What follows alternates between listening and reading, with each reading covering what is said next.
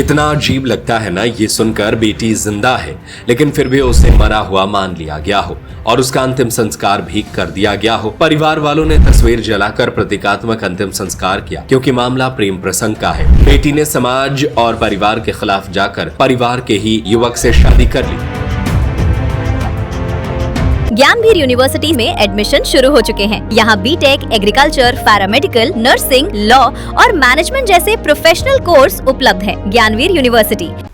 और तो और परिजनों को ही पहचानने से इनकार कर दिया। ये मामला उज्जैन जिले के खाचरौद क्षेत्र से सामने आया। ये ठीक उसी तरह की घटना है जो बीते दिनों खाचरौद क्षेत्र में सामने आई थी। वहां भी बेटी के प्रेम विवाह पर परिवार ने उसका प्रतीकात्मक अंतिम संस्कार किया था। बेटी के अचानक इस फैसले ने सभी को हैरान कर दिया। यह सब उस समय हुआ जब परिजन उसके रिश्ते के लिए लड़के की तलाश कर रहे थे। बताया गया कि खाचरौद के बड़ा गांव में लव मैरिज से नाराज एक परिवार ने समाज के लोगों की मौजूदगी में अपनी ही जीवित बेटी स्वाति पाटीदार की तस्वीर पर प्रतीकात्मक अंतिम संस्कार किया। परिवार ने पाटीदार धर्मशाला में परंपराओं के अनुसार गोरनी कार्यक्रम का भी आयोजन किया। इस घटना के बाद पूरे क्षेत्र में तरह तरह की चर्चाएं शुरू हो गई है। कई लोग इसे परिवार की नाराजगी और सामाजिक परंपराओं से जोड़कर देख रहे हैं, जबकि कुछ लोग इसे व्यक्तिगत स्वतंत्रता और पारिवारिक रिश्तों के बीच टकराव का उदाहरण मान रहे हैं। यहाँ गौर करने वाली बात यह है कि खाचरौद तहसील से प्रेम विवाह के चलते ये दूसरा मामला सामने आया है, जहां जीवित बेटी को परिवार ने मृत घोषित कर दिया और सारी रस्म भी अदा कर दी। युवती के पिता हरिशंकर पाटीदार ने बताया कि उन्होंने बेटी का पालन पोषण बड़े स्नेह और संघर्ष के साथ किया था, लेकिन प्रेम विवाह के बाद परिवार और बेटी के रिश्ते पूरी तरह टूट गए। उनका आरोप है कि थाने में भी बेटी ने अपने माता पिता और भाई बहनों को पहचानने से इनकार कर दिया, जिससे उन्हें गहरा मानसिक आघात पहुंचा। सूचना मिलने के बाद समाज के कई लोग पहुंचे और परिवार के प्रति शोक संवेदनाएं व्यक्त की। एडवोकेट उमाशंकर पाटीदार ने कहा कि जीवित बेटी का क्रियाक्रम करना एक बहुत ही दुखद है, लेकिन माता पिता ने लड़की को अपनी पीड़ा झेल कर पढ़ा लिखा कर बड़ा किया, लेकिन बेटी ने अपने ही परिवार में प्रेम विवाह कर लिया। हमारे घर के बिना मर्जी से शादी कर दी और बताया पूछा उनको तो किसने शादी की?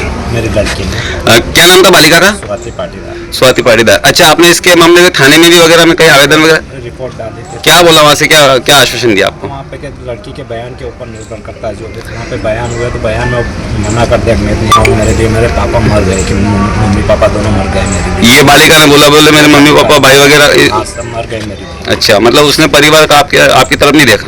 कुछ भी नहीं देखा। अच्छा, तो आज जो आपने जो गोइनी का जो कार्यक्रम रखा है, आपके परिवारजन आए हैं, आपके रिश्तेदार वगैरह सभी आए यहाँ पे? रिश्तेदार बहन परिवार वाले सभी है। अच्छा, तो माता जी आप क्या चाहते हो? हम यही चाहते हैं कि हमारे जो मैं आज जो देख रहा हूँ, मेरे साथ जो घटना है वो किसी माता पिता के साथ में घटना नहीं हो। सरकार से ये निवेदन करना चाहता हूँ कि ये नियम निकलना चाहिए, कानून निकलना चाहिए कि माता पिता के बिना अनुमति के कोई ये कानून गुजरात में निकला हुआ है। गुजरात में निकला हुआ है, सब मध्य प्रदेश में भी चाहिए ऐसा ही। और मध्य प्रदेश में क्या पूरे भारत में यही कानून निकलना चाहिए।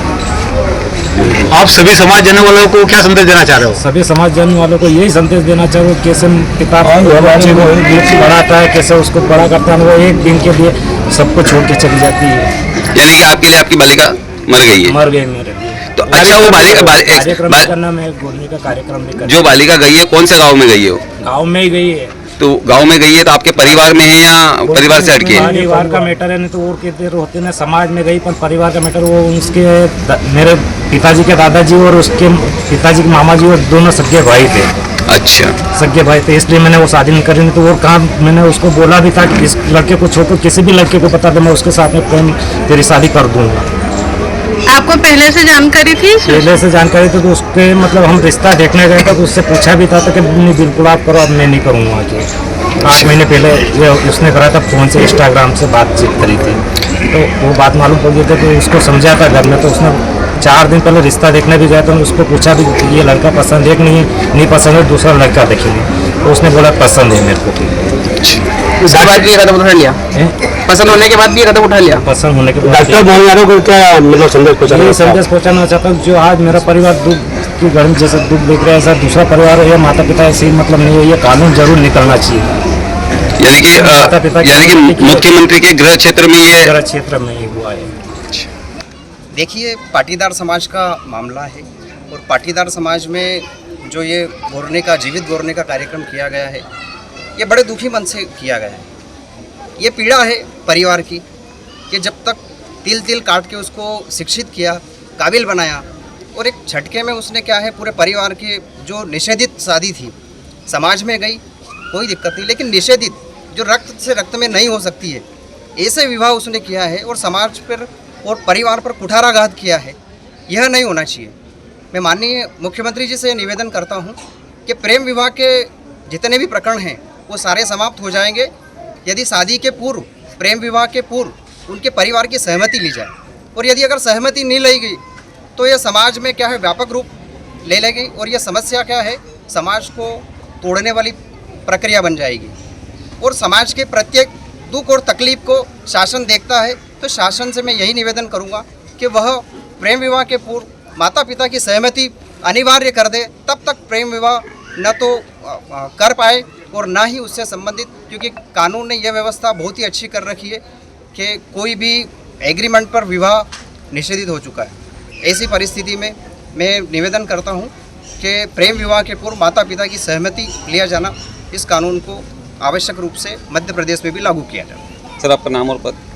मैं उमाशंकर पाटीदार एडवोकेट हूँ, पाटीदार समाज से ही बिलोंग करता हूँ। समाज व्यापक है और प्रत्येक समाज में आज इतनी कुरीतियाँ आ गई है कि समाज को संभालना और वापस से पारिवारिक व्यवस्था चलाना, इसके लिए यह कानून अति आवश्यक है। आज बड़े दुखी मन से कहने में आता है कि कोई भी माँ बाप अपनी बिटिया को बड़े ही नाजों से पालता पोसता है, बड़ा करता है, उसको पढ़ाता लिखाता है, और बेटियाँ बड़ी होकर इस प्रकार का जो निर्णय लेती है, यह बड़ा ही उन माँ बाप और परिवार के लिए बहुत दुखदायक है।